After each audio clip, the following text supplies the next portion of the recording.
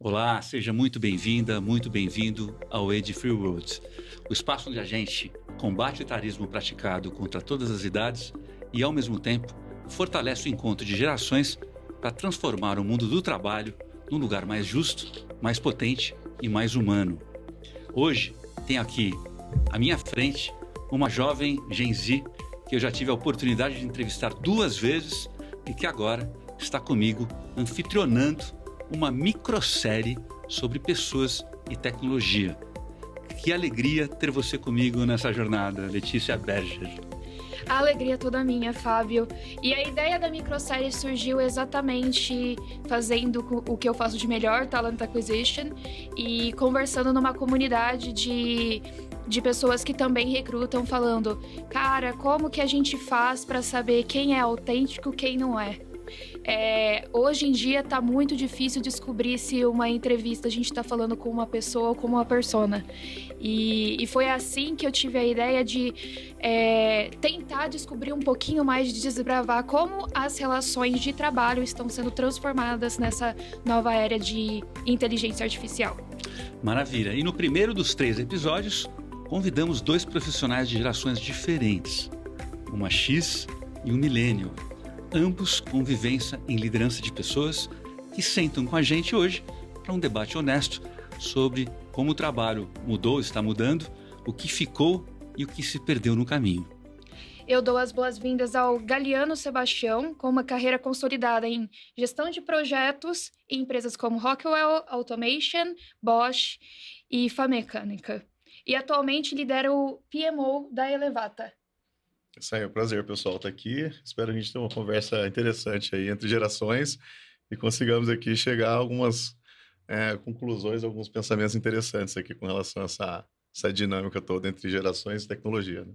E eu gostaria de dar as boas-vindas também a Paula Benevides, que tem uma trajetória sólida em liderança de RH e transformação organizacional em empresas como Cosan, Raizen, Comgás e atualmente ocupa a posição de vice-presidência de Pessoas, Cultura e Organização da Natura. Seja bem-vinda, Paulinha. Obrigada, um super prazer estar aqui com vocês, animadíssima para a conversa, vai ser demais. Legal.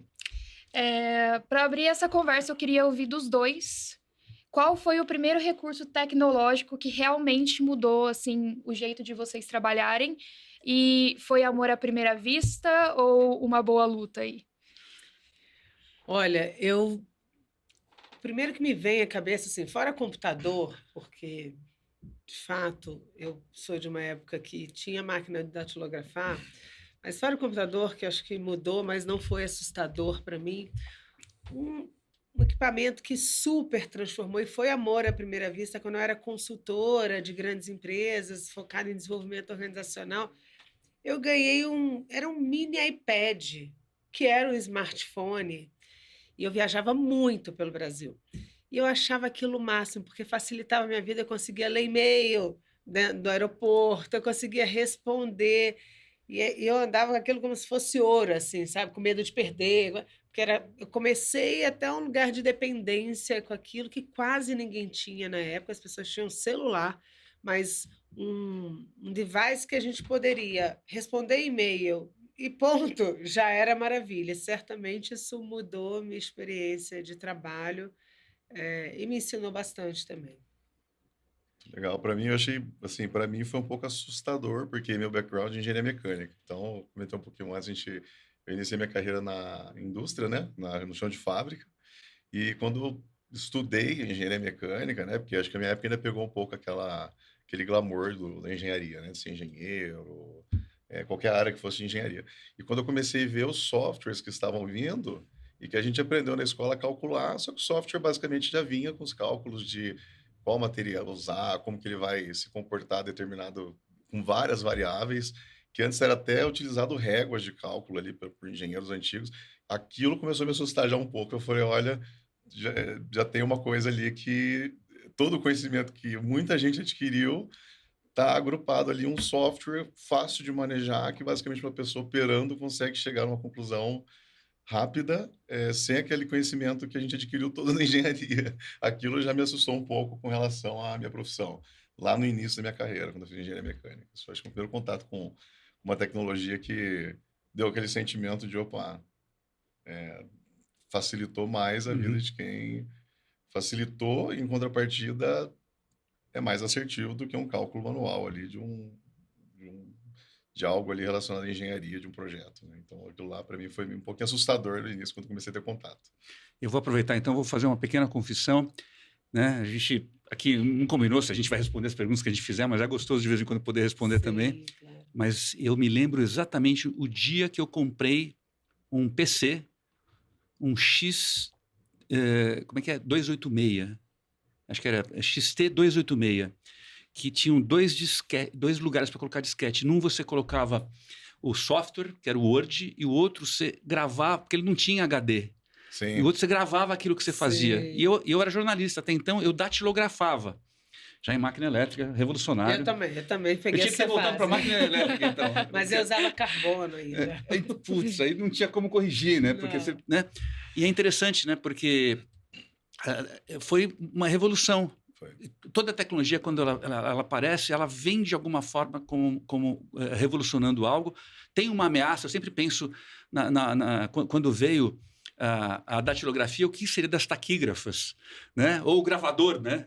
O gravador. Que você grava a voz e elas na verdade, elas registravam o que as pessoas falavam através daqueles códigos, né? E algumas profissões vão ficando para trás.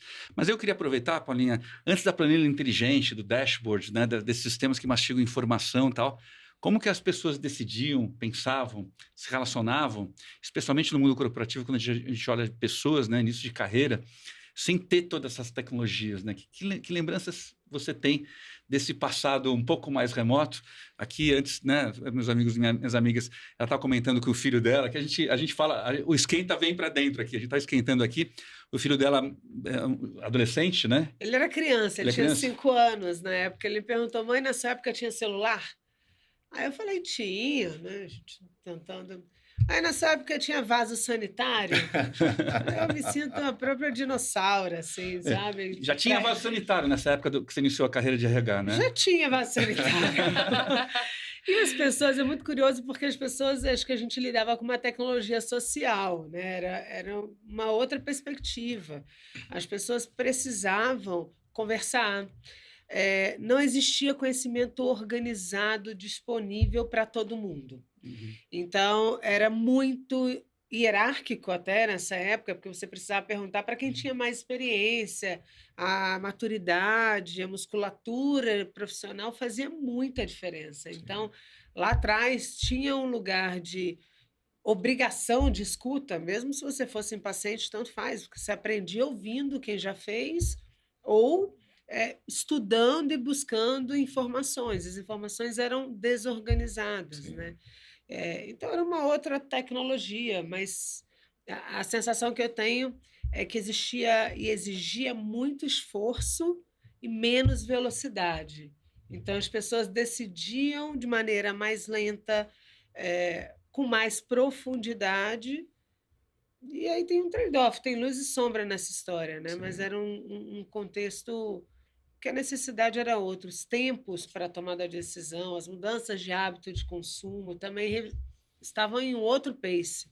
Então, era possível este lugar, né? Era razoável você esperar que alguém te respondesse, não na hora, mas até o final do dia ou no dia seguinte, era super rápido esse tipo de resposta, né? Hoje em dia, se não faz em segundos, a gente já fica com a sensação de que largou. Então, era uma época que eu acho que a relação tinha uma outra relevância para o aprendizado e para os modelos de gestão como um todo. Tem até uma nostalgia um pouco, né, dessa época, assim, com a impressão de que era uma época mais...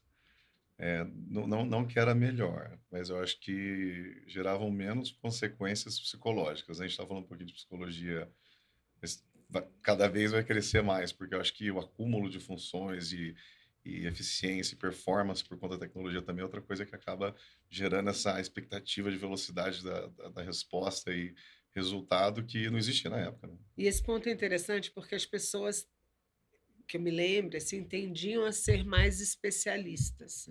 Era muito difícil você encontrar pessoas que sabiam de vários assuntos, porque não dava. Então, você tinha nas organizações modelos muito fragmentados e cada um muito especialista naquilo que sabe fazer. Por isso que essas conversas aconteciam no nível de deixa eu aprender, deixa eu entender. Mas, assim, você virar uma liderança, normalmente era uma liderança que vinha de uma carreira muito técnica. As pessoas não tinham necessariamente um olhar super ampliado sobre vários assuntos para conectar esse todo. Isso também era uma realidade. Era um colateral do estilo de trabalho da época, né? Exato. Mas que existia um processo de conhecimento que eu já ouvi, assim, um comentário paralelo. Tem um autor que eu gosto muito de acompanhar alguns vídeos dele, que é o Robert Greene. Ele fez aquele 48 Leis do Poder, fez um livro de persuasão, e ele comenta, né, que o processo nosso mental de aprendizado, ele é demorado. A cabeça nossa ela não mudou com esse tempo, ela continua sendo demorada. Para você entender um livro, para você entender um conceito, são horas e horas de estudo, de trabalho, para chegar e realmente ter ter uma base sólida ali daquele conhecimento. E hoje isso está acabando está diminuindo cada vez mais esse tempo gasto em cima de algum determinado assunto. A especialidade está diminuindo muito. Super. É que nem eu e o Fábio conversamos recentemente, né? Era um modelo meio linha de produção. Sim. Sim. Super linear. Super linear. Inclusive, né? Assim, era uma etapa depois da outra. Não existia na vida corporativa como modelo de gestão, porque, obviamente, no mundo, na biologia, isso já existia, mas não existia esses sistemas, com a consciência dos sistemas complexos, dos trabalhos em rede, era ultra linear. Primeiro você faz isso, depois isso, com fulano, com ciclano, e vida que segue, né? Era muito mais previsível e o nível de estabilidade eu também acho que era maior, assim. Né? Com certeza. Um pouco menos democrático, né? Certamente. Menos inclusivo também. Menos inclusivo, mas de uma forma de trabalho que mentalmente eu acho que trazia mais propriedade para quem trabalhava e um processo mais previsível e lógico, né? De como você ia atuar ali e o que você tinha que fazer para se tornar um especialista, né? Hoje fica um pouco num mar, assim, onde você vai, para onde caminhar, né? Para conseguir atingir um nível profissional ou qualquer que seja, que se destaque no meio de tanta informação disponível que tem de uma forma fácil. Aproveitando a deixa, Galiano, existe uma grande diferença entre saber nadar e saber chamar o salva-vidas. Durante muito tempo, o trabalho exigia nadar, como a gente está conversando aqui. A tecnologia trouxe salva-vidas, assim, incríveis, mas será que a gente desaprendeu como nadar, no seu ponto de vista? Eu acho que está desaprendendo cada vez mais. Eu estava refletindo esse dia, eu fiz uma analogia, eu assisti um filme, eu esqueci o nome do filme, que mostra a história lá daquela crise de 2008, quando uma das empresas que tinha uma pessoa muito inteligente, foi um filme com o Christian Bale, um filme bem interessante, começou a captar ali que ia dar problema, porque os empréstimos todos eram baseados em hipotecas de casas que também eram financiadas, e no fim elas acabavam também não tendo valor na hora que começasse a aumentar a inadimplência. Então tinha um buraco por trás ali dos empréstimos que estavam acontecendo, todo o processo financeiro, que estourou aquele problemão em 2008. E é uma analogia que eu vejo hoje acontecendo um pouco com a IA, porque eu acho que a inteligência artificial e a tecnologia ela está migrando não só para auxiliar as pessoas a entregar resultado, mas tomar decisão. E a impressão que eu tenho é que as decisões, muitas vezes, elas estão com um vazio por baixo delas. As decisões estão sendo baseadas na tecnologia, simplesmente, muitas vezes, na tecnologia. Quanto mais o tempo passa, menos as pessoas têm base para dizer se aquela decisão está sendo coerente ou não. E a gente sabe que ainda a tecnologia tem drifting, que a gente chama, né? Que é erros ali. E a falta de aprender a nadar, eu acho que está gerando esse mesmo buraco que gerou em 2008, só que agora no conhecimento. De quando começar a realmente tomar nota que algumas decisões eventualmente não foram as melhores, a base por trás daquilo era um vazio, porque as pessoas que estavam gerenciando essas informações e tomando decisões não tinham uma base sólida para falar se estava correto, definir ou julgar aquilo lá. Então, acho que é um caminho que está seguindo, especialmente a geração nova, quando se fala de tomada de decisão e tecnologia, quando juntos os dois. Eu tenho uma visão um pouco diferente. Eu não acho que a gente desaprendeu a nadar. Eu acho que a gente não sabe nadar nesse mar que está revolto. Então, a gente está bebendo um pouco de água. Mas eu prefiro acreditar, talvez por otimismo, que tem uma dimensão humana que ela está preservada, ela pode não estar exercitada, mas ela Sim. está preservada, né? A gente escuta muitos autores recentes falando to the basic, que é o lugar da perspectiva humana. Sim. As pessoas querem pertencer, as pessoas querem ser respeitadas, as pessoas querem ser elas mesmas, autênticas. Sempre foi assim. Sim. Só É verdade. que o mar que a gente nadava era um mar que não permitia muita voz. Bota, afunda a cabeça e nada. Eu acho que isso foi mudando no Uhum. contexto, mas quando a gente conversa com lideranças ou desenvolve lideranças, para mim a gente volta muito para esse território, assim, como é que Sim. você lê que mar que você está nadando, entende que peixes estão nesse oceano, define a direção e vai ter um monte de boia, pode ser tecnologia, pode ser, que são fundamentais, porque tem hora que Sim. você vai precisar respirar, vai precisar de alguns suportes ali. Mas eu prefiro acreditar que a gente não desaprendeu, assim, eu mantenho um certo otimismo nessa jornada, além de concordar que maturidade é um aspecto que sim, a gente perdeu músculo. Perdão, músculo. E eu acho que quando você trouxe, por exemplo, uma visão de uma certa estabilidade no passado, um tempo que as pessoas tinham para processar informação, para dar resposta, eu vejo também que existia mais disponibilidade, por causa desse tempo, de ter um processo reflexivo, análise crítica, né? E eu estou observando que atualmente isso está sendo perdido. Tanto é que já tem alguns estudos dando conta que essa geração de pessoas mais jovens talvez seja a primeira geração que não vai,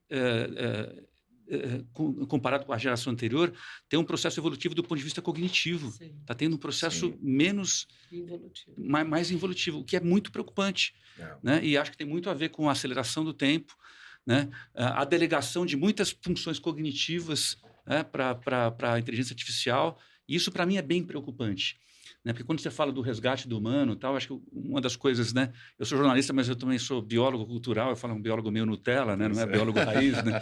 Mas assim, Tá tudo bem, valendo. tá valendo, tal. Mas que Homo sapiens tem a ver com esse desenvolvimento que a gente teve evolutivo de Sim. capacidade cognitiva mesmo, Sim. que nos diferenciou de outros mamíferos bípedes, né? No caso, primatas mais primitivos, né?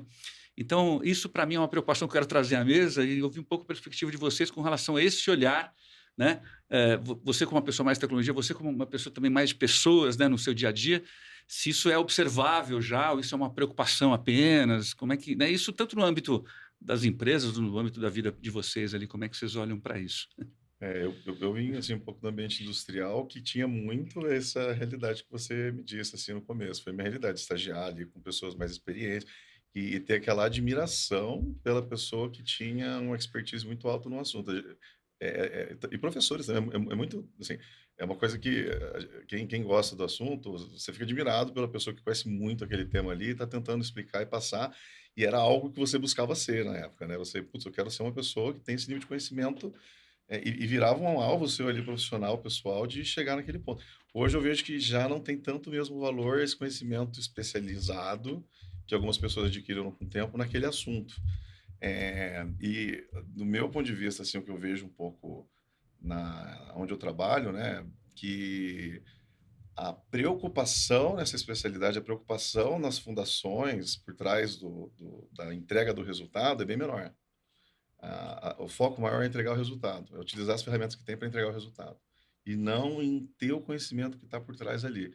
Então, eu vejo que o objetivo das pessoas ali, profissionais ou pessoais, está aos pouquinhos, agora a gente não sabe o futuro, é tudo inferência, mas está aos pouquinhos migrando de entregar mais resultado do que efetivamente ter o conhecimento por trás ali do que você está fazendo. E talvez uma preocupação, porque até a nível psicológico, o que isso vai trazer de consequência, se caso a pessoa cada vez mais for perdendo o valor dela, porque ela não tem esse conhecimento ali, essa especialidade, esse conhecimento ali forte, e começar cada vez mais a ferramenta entregar isso ao invés da pessoa. E eu acho que hoje, eu brinco, né, assim, casa. Eu falei, pô, se eu fosse adolescente, eu ia ter muita dificuldade de escolher a profissão. É. Porque eu fiz engenharia, na minha época era o glamour que tinha, era fazer engenharia. Medicina, Poxa, direito, medicina, administração. A medicina, eu vou ser honesto, a medicina é quando meu pai é mais idoso, tem alguns problemas que ele está passando pela idade mesmo, não psicológico, é mental, né, cognitivo e tudo mais. E quando vem exame, a primeira coisa que a gente faz é usar o chat para tirar o diagnóstico. E assim, ele bate muito com o que o médico traz. diz. Mas o médico faz também isso. Eu tenho um filho médico. Poxa, aí você vê, cara, o resultado está ali, independente do conhecimento por trás, né? E era tão legal ser uma pessoa especialista, sem nenhuma ferramenta vir explicar o que você tinha com o diagnóstico ali. Então, eu não sei, eu acho que a busca cada vez mais está, o peso das pessoas está buscando cada vez mais o profissional focar em resultado do que efetivamente ter interesse em conhecer o que está por trás. E eu não sei até que ponto isso vai afetar psicologicamente as pessoas no futuro, em ver que ela carece de mais conhecimento ali, né? E no fim do dia ela é muito dependente da tecnologia, num ponto que ela mesma tem um vazio ali de conhecimento que não está sendo preenchido, e eu acho que mentalmente a gente precisa ter essa segurança do conhecimento, né, do que você está fazendo. Mas será que essa pessoa vai ter a percepção que está carecendo? Exato, essa que é a dúvida. Acho que não. Exatamente. Eu tenho uma preocupação também. Eu vi essa pesquisa, é uma preocupação enorme, e acho que a gente já vê isso dentro das organizações, assim. Eu vejo em muitos casos as pessoas com um cockpit, um dashboard maravilhoso, mas com uma incapacidade de tomar decisão. Sim. Então, tem muito dado disponível, mas para que eu vou usar isso? Ou como é que eu junto e tomo uma decisão? Então, eu vejo isso já super forte. E eu acho que isso traz para as empresas também uma necessidade, uma demanda de mudança do seu papel com os indivíduos. Não só com o trabalho, mas com os indivíduos. Assim, a gente, na Nature, é uma empresa por crença de expansão de consciência. Isso tem sido cada vez mais relevante. Como é que a gente ajuda as pessoas a perceberem exatamente o seu ponto? Qual é o papel delas nesse rolê? Assim? Que lugar que elas querem ocupar? Né? E não é o que falta, o que é bom. Essa conversa já não é mais suficiente. Assim. Que escolhas eu estou fazendo para ser quem eu quero ser? Sim. Né? E a sensação que eu tenho também, ainda muito no dia a dia, no cheiro, é que o que falta é discernimento. Tem muita resposta, mas tem poucas boas perguntas. Isso traz essa ilusão de profundidade ou de conhecimento super amplo. Sim. Tem muita gente com muita capacidade, sim, de aprofundar e ser amplo ao mesmo tempo. Naturalmente. Existem né? essas pessoas, mas são poucas, né? As pessoas estão inundadas de informação, inundadas de dado. Aí você fala, mas para que mesmo você quer tudo isso? Aí se passa desse gate, aí você fala assim, tá bom. E com tudo isso você decide o quê? Então, eu tenho uma preocupação com responsabilização muito forte, porque no final eu não posso dizer que quem decidiu foi o dado. Você pode dizer que conforme essas tendências, conforme essa correlação, você tem tudo isso, mas eu vejo um movimento muito perigoso de delegar, não, o dado disse isso, então a decisão é essa. Mas e a sua intuição? E a sua experiência? E as múltiplas perspectivas? Como é que você junta isso e toma a decisão? Porque quem vai assumir o risco também é você. Sim. Né? Então, eu acho super preocupante e tenho refletido muito como é que a gente potencializa esse lugar e o papel das empresas junto aos indivíduos e à sociedade como um todo. É um desafio. Enorme. É um desafio. Porque você colocar a pessoa... E eu percebo que a geração... vamos dizer assim, acima da minha, né? Que... Cuidado com o que você vai falar nesse momento. A gente está desse lado, mas a gente te ama. Vou censurar aqui. Ela tem uma tendência... Ela tem uma tendência que a minha geração ainda tem essa preocupação de responder o porquê, embasar muito bem o que eu vou falar, me preparar. Eu não vou chegar em alguém do board, alguém que eu tenho responsabilidade lá onde eu trabalho, que é essa parceira da AWS, a Elevato, de trazer os dados que estão acontecendo nos projetos, na margem, se está tendo algum problema ou não, e a decisão que a gente acredita ser a melhor ali naquele momento de algum issue, algum problema que está acontecendo com o cliente. Mas a primeira pergunta que eu já sei, já sinto que vai vir, é justamente o porquê que essa decisão é melhor. E é uma tendência que talvez a geração mais nova tende a diminuir esse questionamento de quem está trazendo a informação, mas as anteriores não. Porque ela sabe da importância de qual raciocínio lógico, o que a pessoa realmente refletiu, pensou e trabalhou com os dados que ela tinha para chegar àquela conclusão e trazer essa confiança para o board de concordar com aquela decisão, porque é uma coisa que ela vai assumir, uma responsabilidade que vai afetar todo mundo. Às vezes cancelar um contrato, às vezes comunicar ao cliente, às vezes começar a trabalhar do lado jurídico do projeto, porque está tendo um problema que vai levar a uma multa. Então, eu ainda, acho que a minha geração ainda vejo uma época que os gestores, os diretores, os líderes questionavam bastante por que você estava chegando àquela conclusão. E aí te colocava naquela situação de, putz, não me preparei tão bem. Então, você, ao longo da carreira, ia trabalhando para ter essa preparação do porquê das decisões estavam sendo tomadas, do porquê que você estava sugerindo aquilo. E a dúvida que fica, pelo menos para mim, é se essa geração de liderança nova vai ter isso na cabeça, exigir esse pré-trabalho das pessoas, que aí é uma forma também de auxiliar aos profissionais a terem esse pensamento crítico e adquirir senioridade antes de começar a tomarem decisão. Porque, eu digo para vocês, eu tive recentemente a oportunidade, num projeto muito crítico que aconteceu, onde a gente estava trabalhando, de ter situações onde a gente chegou que ter uma tomada de decisão de cancelamento de contrato ou não. E a análise que a IA fez, com todos os dados que a gente pôde consolidar, foi impecável. Impecável. E realmente parecia ser a mais coerente.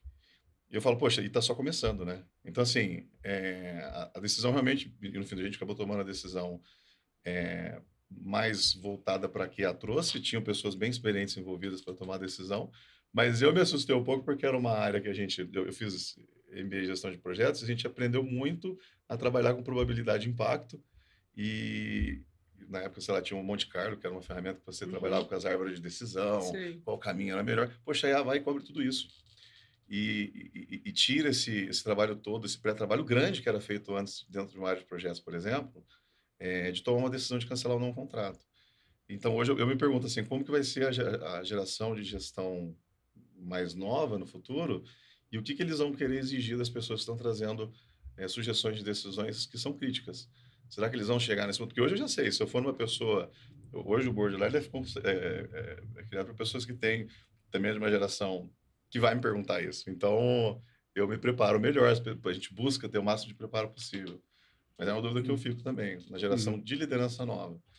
O quanto que isso vai conseguir trabalhar as pessoas que estão por trás da equipe para ter essa preparação antes de tomar... Porque aí agora ela não traz só informação, ela traz decisões. Uhum.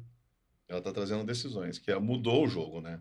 Antes você tinha Mas informações, no final, agora... ela traz decisão, mas quem decide se aquilo é uma decisão Deveria Tem que ser ser uma humano. pessoa, um humano que Exato. tem que ter alguma...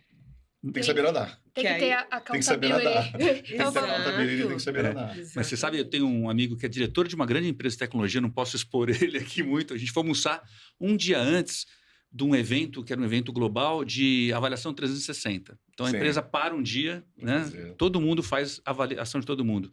Só que nos dias que antecedem, os líderes recebem as autoavaliações dos colaboradores, do time. Ele estava contando para mim, me contou duas coisas que me assustaram. A primeira é que ficou evidente que o time dele usou a inteligência artificial para escrever a autoavaliação, para fazer toda a autoavaliação. Porque ele falou, parece que era tudo igual. Essa foi a primeira coisa. Mas a segunda, que me assusta ainda mais, até me arrepia, é o seguinte. Na empresa onde ele trabalha, todas as pessoas têm uma meta que aumenta ano a ano de uso de inteligência artificial. Interessante. Então, assim, você tem que comprovar que você usou 10% ou 15% do seu trabalho, você usou inteligência artificial. E ele falou, sabe o que a gente está fazendo, Fábio? A gente está treinando a inteligência artificial para substituir a gente. Isso é óbvio. Né? Porque ele tem 13 pessoas abaixo dele, né? Assim, em algum momento você vai ter... Vai ter 100, né? Porque, estou brincando, mas é sério, né? Porque grande parte dos processos, eu dei um exemplo da avaliação, né? não vão ser feitos por eles. Então, acho que queria puxar aqui a conversa agora para um tema que, quando a gente fala de pessoas e tecnologia, é um tema de muita preocupação. Né? Vamos usar, mas estamos vendo vários downsizings, né? Vários movimentos, sobretudo no setor de tecnologia primeiro, né? Exato, porque hoje fica muito mais fácil você desenvolver uma coisa extremamente complexa com a IA. Eu acho, assim, é inegável que traz mais produtividade. Sim, com certeza. Tenho visto que não traz toda a eficiência que se esperava, mas traz eficiência, não podemos ignorar isso também. Então, acho que um pedaço desse contexto é um contexto de que, sim, tem layoffs, tem reduções em função de IA, e acho que isso está dado, assim. Ao mesmo tempo, isso vai se tornando cada vez mais complexo, né? Porque eu tenho visto, assim, em muitos relatos de mercado, inclusive, que antes a gente estava olhando IA para uma dimensão de eficiência, de trabalhos repetitivos, e essa página já virou, já foi. Agora a gente está com a capacidade da IA generativa de propor decisões, de recomendar, a ameaça está numa outra camada, né? Exato. E aí eu acho que é nessa camada que as empresas, algumas, param para se questionar e, tá bom, o que eu quero com isso? Porque acho que essa primeira liderança, a segunda liderança, vai precisar evoluir de um papel de orquestrador, que a gente, quando lê IA, a pessoa, a gente só vê o papel de orquestrador. Daqui a pouco isso também não precisa. Porque máquinas... a gente tem os superagentes que lideram agentes, mas a liderança vai ter que habilitar. Então, assim, tem um espaço que eu acho que não se substitui, que é da dimensão humana, que é o lugar de habilitar. Só que a gente vai ter que aprender a habilitar máquinas e pessoas. Assim, a gente tem mesmo na Natura, para construir a estratégia toda da Avon, o reposicionamento da marca, a gente fez de uma maneira completamente diferente, e o organograma é uma gestão híbrida. A gente tem agente e tem humano. Interessante. Como você habilita que isso funcione antes de orquestrar? É muito desafiador. Então, eu acho que, assim, não dá para a gente ignorar que isso existe, não dá para ignorar que substitui tarefas, sim.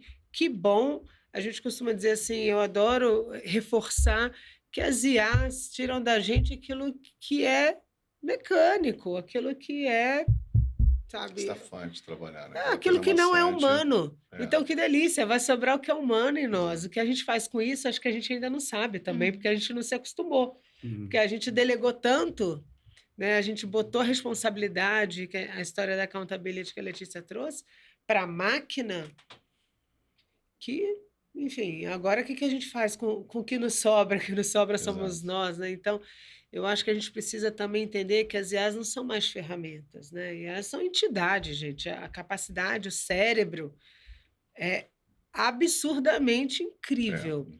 Mas não é suficiente. Então, é importante, é relevante, mas não é suficiente para a transformação que o mercado precisa. Então, assim, para mim, o grande desafio é a gente trabalhar no E.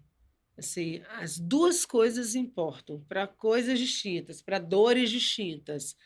O desafio é fazer isso funcionar junto, porque antes você podia prever, fazer um plano, e isso, humano, aquilo, ok. Agora não dá mais, porque o contexto está incerto, as coisas vão mudar.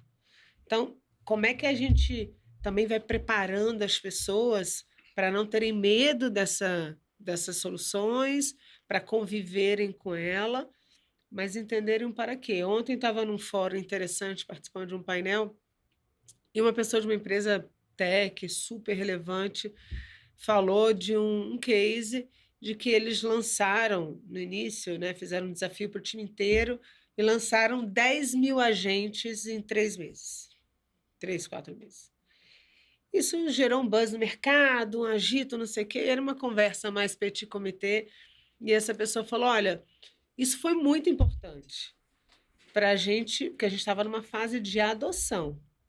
Agora a gente já está numa fase que a gente quer... Quais são os 300 agentes que mudam tudo? Porque o que eu vou fazer com 10 mil agentes? Assim, tem um desafio que não é menor nessa história, que é a governança dessa tecnologia, né, das IAs. Assim, botar 1000 pessoas para conversar, se conectarem e chegarem no resultado comum é um esforço que não é simples. Mas 1000 agentes também não é simples. Também não. Só que não. requer outra forma de pensar, né? Então, eu acho Exato. que a gente está sendo desafiado para uma nova forma de pensar, de liderar. E tem que reconhecer o que está posto, assim. Substitui algumas coisas. Agora, que escolha você faz, de que lugar você quer ocupar nessa história toda, que eu acho que é o É um desafio. enorme. E uma coisa é fato, que agilizou e muito o trabalho manual. Em alguns pontos, teve um projeto recente que a gente fez, que eu achei bem interessante, porque eu trabalhei um pouco acompanhando isso. Era para uma área de estoque, uma empresa que trabalhava para diferentes redes de supermercados. E basicamente, o projeto foi auxiliar quem coordenava o estoque, poxa, por áudio. O assistente ele perguntava lá, cara, quais são os produtos que já estão aí no fim do estoque que eu preciso trocar? Antes, poxa, você entrava no SAP, você extraía lá um arquivo, colocava no Excel, fazia uma análise, fazia PROC-V, batia ali e tal. Pô, agora com áudio, a IA já faz toda uma análise, ela pega os dados todos que estão por trás ali do Oracle, do SAP, de qualquer sistema que está coordenando ali o estoque da pessoa, e traz já um top 3, top 10 materiais ali que já estão no fim do estoque, que já pede dali em diante para seguir com o pedido de compras, e uma coisa tudo ali, às vezes por áudio. Então você vê, poxa, a agilidade que ganhou entre uma pessoa parar no computador ali, tirar os arquivos. Maravilhosa.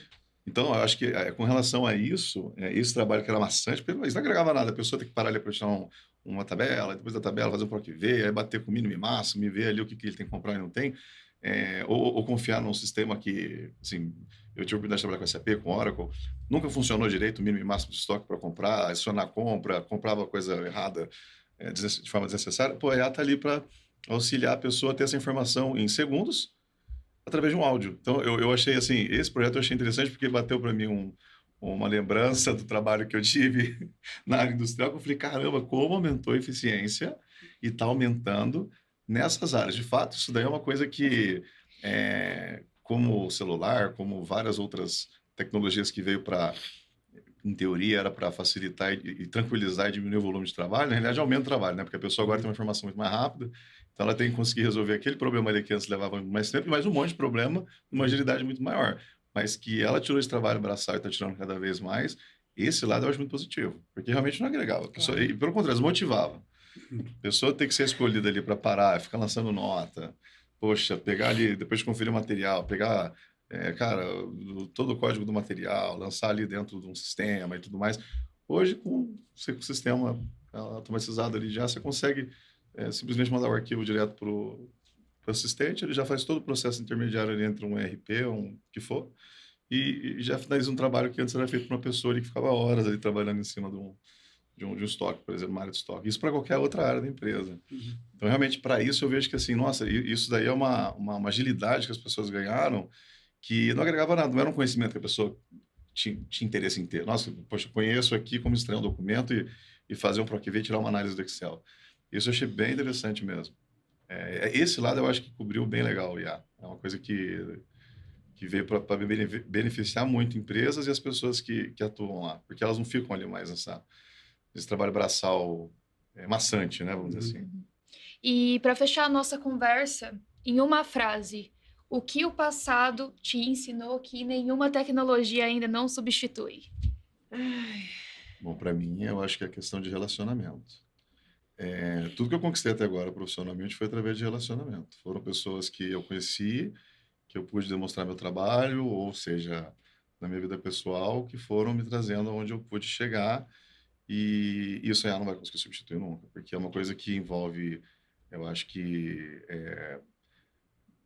você conseguir estabelecer de fato um relacionamento real com a pessoa, e isso é uma coisa que é instintivo e está por trás da questão do ser humano, né? Você não consegue estabelecer uma confiança com alguém, aquela história, né? A confiança ela é conquistada, né? E para você conquistar isso daí é uma coisa que exige muito esforço humano, vamos dizer assim, por se dizer, né? Eu acho que isso é uma coisa para mim que, independente do quanto da tecnologia que a gente tiver, vai estar sempre ali. E as pessoas vão te colocar no lugar certo, você vai chegar a algum lugar, com certeza em algum momento da carreira alguém teve alguém que estendeu a mão para ajudar. Claro. E isso não foi através da tecnologia. São coisas que foram conquistadas através de várias outras formas, especialmente o lado humano, né? Acho que isso nunca vai ser substituído. Pode E duas? você, Paulinha? Eu Pode. vou duas, Uma ou depois duas ou três. vocês escolhem aí qual que é. Mas, assim, o passado me ensinou que a presença importa. E aí é presença, assim, eu tô aqui, eu tô olhando o seu olho, eu tô te ouvindo, eu tô te observando, eu tô a serviço disso.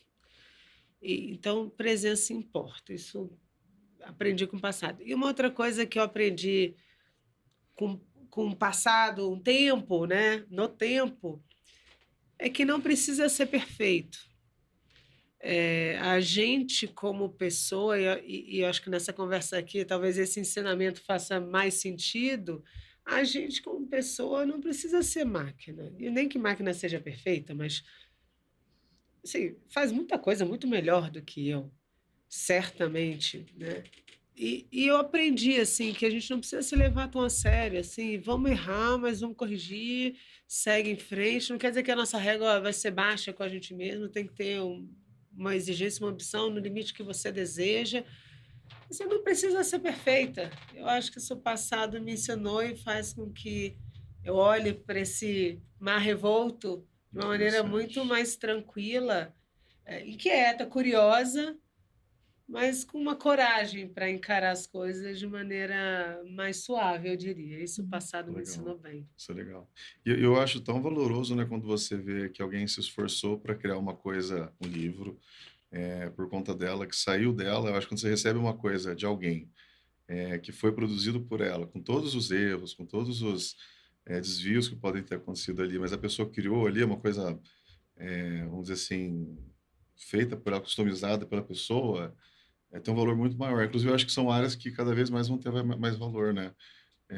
Hoje eu percebo muito nesse mercado de IA, quando um cliente recebe alguma coisa e percebe que de IA, o quanto que a pessoa desanima em ver aquele documento. A gente desanima, gente. Olha a rede social. Você fala, isso aqui é IA, isso aqui é fake news. Nossa, você desanima na hora.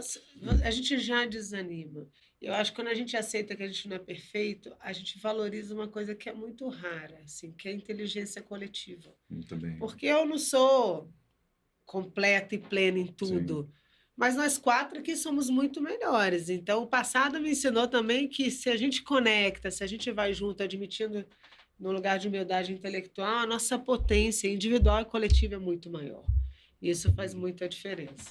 Legal. Lindo. Muito bem. Legal, é lindo mesmo para fechar. Eu costumo dizer que um papo bom, ele não termina porque ele acaba, ele termina porque o tempo acaba. Interessante mesmo a conversa. E isso vem acontecendo, acho que em muitos episódios, né, do Ed Free Road. Eu queria, então, agradecer a você, Paulinha, por você estar aqui. Imagina, um prazer e parabéns pelo trabalho. Essa é uma conversa importante que muita gente está deixando escondida e precisa emergir. Fico feliz que vocês dois estejam provocando essas reflexões, que vai ser útil para muita gente. Parabéns. Muito obrigado. E, Galiano, prazer te conhecer também. Muito obrigado pela sua presença. Acho que a palavra que a Paula usou é muito bacana. Vocês estiveram muito presentes aqui. Obrigado também pela sua presença. Eu que agradeço a oportunidade. Para mim também foi muito interessante ouvir opinião de todos também, da Paula, que tem uma experiência imensa com recursos humanos, que acho que é uma área hoje que tem esse desafio aí emergente, né? Hoje está cada vez mais rápido essa mudança. Eu acho que a Lê também, né, que eu conheço, que tem esse desafio com